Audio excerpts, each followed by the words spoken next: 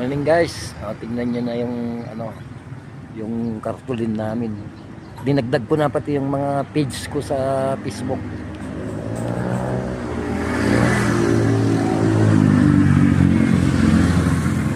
Ayan po, kompleto na dyan.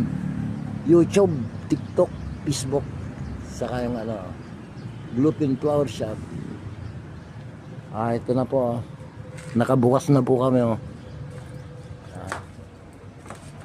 Flower arrangement, rose, yan, iba-ibang bulaklak.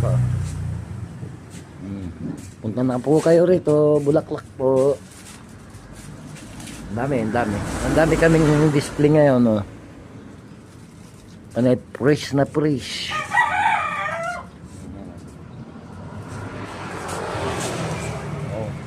Advance happy Valentine's.